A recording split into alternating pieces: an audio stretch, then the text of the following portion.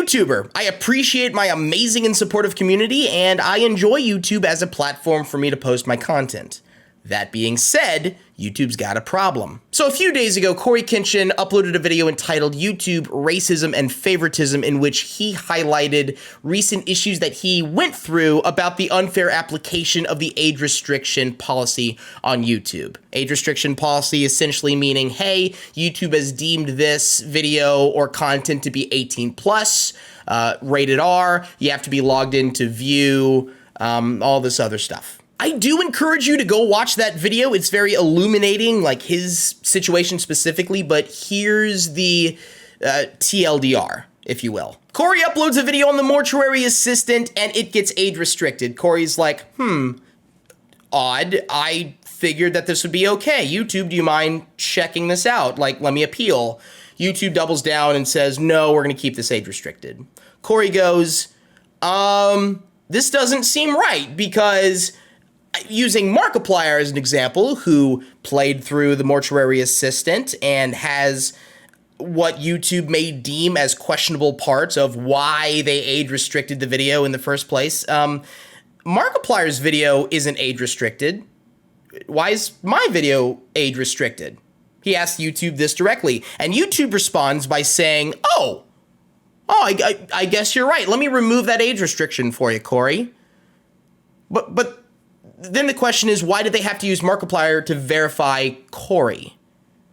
That's questionable. Corey goes back to YouTube and asks, well, I still want an answer. How come I was age restricted in the first place and Markiplier wasn't? Like, how come I have to be verified when I bring up another YouTuber? And YouTube responds by age restricting both videos, Corey and Mark. Almost seeming like in an effort to backpedal and see, oh no, wait, we're all equal. See, we're all age restricted, it's fine. Really? YouTube? Like I said, I do encourage you to go watch that video. Corey goes into a lot more detail in how the process went on, but man, this age restriction thing, I'm so sick of it.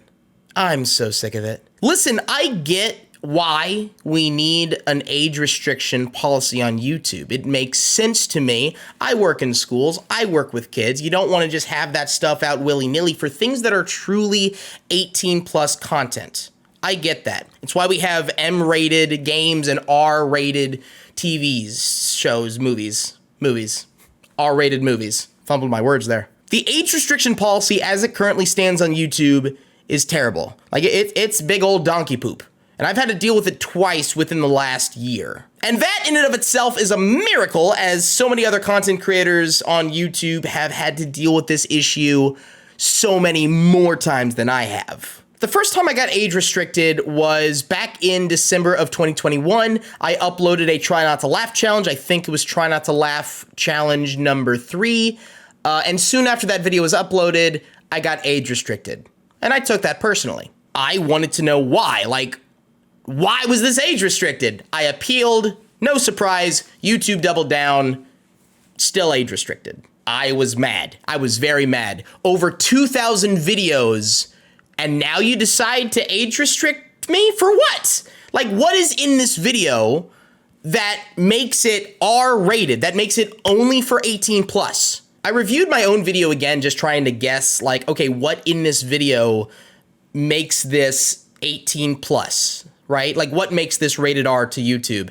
And I thought maybe it could be because the Squid Game guy caught a square with his butt, and then he made like a weird noise. Like, maybe that's sexual, YouTube? Like, what are you watching? So just like anyone else in this scenario, I went to YouTube and I raised a whole hullabaloo. I made a big ol' hoopla, at Team YouTube, because that's the only way to actually get any sort of answer from YouTube, right? Is to complain on Twitter. That's what I did. At Team YouTube told me to hang tight, they'll look into it, and they'll DM me when they have an answer. On December 10th, they tell me, please tell me about your experience with at Team YouTube. And I'm like, what experience? I haven't had any experience yet. Like, what are you talking about? Sorry for the confusion. We're still reviewing your case. We'll update you as soon as we hear back. Great, thank you. Maybe it was an automated thing. Come on, get it together, YouTube. Just give me an answer. 5 days later, they actually gave me a timestamp. I thought they were gonna triple down on me. I didn't think they would actually give me a timestamp, and it was 11:14 for potentially harmful and dangerous. I went back to look at the video. It wasn't the Squid Game guy. It was a dude was climbing a whole bunch of cartons, and his friend knocked the cartons under him, alluding to that the guy who climbed the cartons was about to fall, right? So very prankish kind of stuff, which I disagree with that being 18 plus. I feel like that's something that you would find in something more PG-13, you know, maybe slapstick PG, right?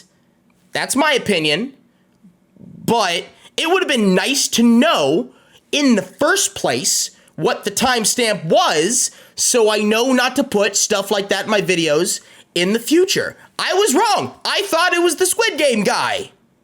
It wasn't. So YouTube, any sort of communication would be great, because how can I follow your rules if you won't tell me what I did wrong across a 15 to 20 minute video? You're leaving it way too up to interpretation. Hi, Sophie. Are you just chilling back there? Are you mad about age restrictions? Or at least the unfair practice of them? I got what I wanted, kind of. I got a timestamp as to where in the video YouTube thought that I went awry. But that was after creating a whole hoopla on Twitter after I sent in my appeal, and a human reviewer said, no, this is not okay. Oh, and let's talk about the human reviewer for a minute. Human reviewer? Human reviewer might took us. Look, I'm willing to bet every person who watches this video 10 burritos that there is not a human being behind that computer reviewing my video for appeals. Like, it's like the mistakes that are made that you see around the internet regarding the human reviewer is nuts. It is nuts. Look, if I'm wrong, I'm wrong. But YouTube's gotta prove it to me at this point. I'm gonna take Peanut Butter Gamer as an example on Twitter. Earlier this week, he complained about YouTube's manual review system and it being a joke, similar to what I'm saying in this video. A human reviewer found that your video is suitable for limited ads. So not age restricted, but at the same time, this is a human reviewer from YouTube. A human is watching your video and making sure that the system in place did its job correctly. Because here, human reviewers are important. I get that. I see why they're there, because not everything can be absolutely perfect when you're talking about an AI. It just can't be perfect. So apparently there was raw footage focused on violent law enforcement, graphic dead bodies in the video. Horrible, horrible stuff, right? No, it was a video of him eating candy from Australia. And YouTube returned saying, hey, we're confirming that this was a mistake and your vid is now fully monetized. We're sorry it happened.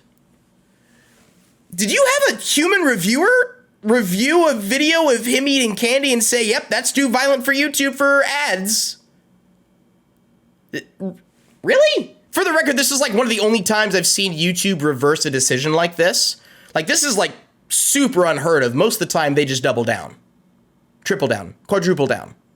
Like, they usually stay with like whatever the human reviewer said. I feel like I'm starting to rant now, and I apologize about that. I am totally off script. But so far, we've covered the lack of communication when these age restrictions happen and the potential flaws of the human reviewer. I want to turn it back a little bit more towards Corey's specific issue. His issue is about favoritism, and it really isn't a surprise that there's favoritism on YouTube. It's pretty friggin' obvious. Corey's example is the obvious one, but let me give you an example from Super Horror Bro. About a month ago, Super Horror Bro got hit with a YouTube age restriction in a video called Hungry Lamu. This is a video that many of us covered. I covered this video. He was age restricted. I wasn't. Why? What makes me so special? In his tweet, I cannot find a single other creator who's had this game restricted.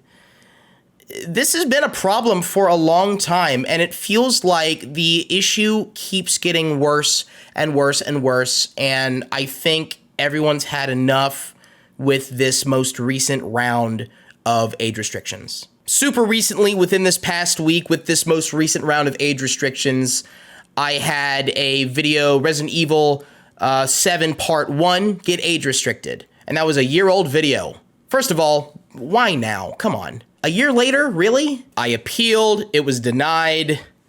I gave up. Like, why go through the process? Why go through the entire rigmarole just for YouTube to say, yeah, we're just going to triple down.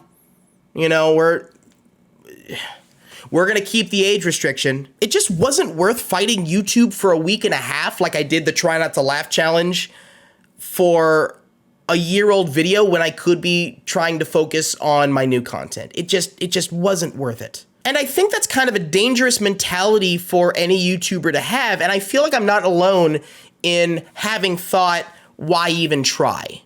Because it just shows YouTube that, oh, well, they're not gonna do anything about it. What can they do? We're age restricting the video. What we say goes. But I think Corey's situation was the final straw for us.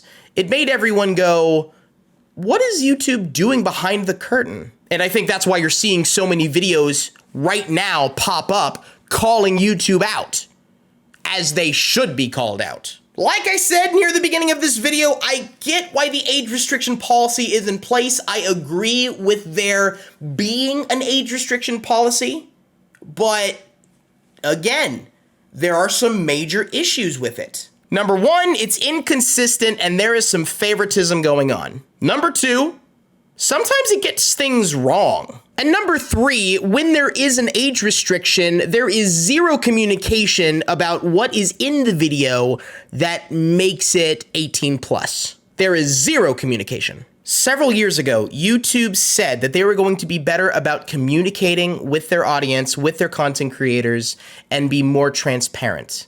But they still are working behind the shadows, behind the curtain. Which is why Corey ended up with the conclusion that, hey, maybe there is racism at YouTube, because YouTube is not giving us any other sort of communication. So us as content creators, we're left to our own devices to even question what's happening up there or over there, wherever YouTube is. We are left by ourselves to interpret YouTube's actions. And that's kind of dangerous for YouTube. YouTube needs to be better at communicating with us at all. I think the number one thing that YouTube needs to do is give us those timestamps. When a video is age restricted, tell me why. Sophie, stop meowing. Hi. Meow.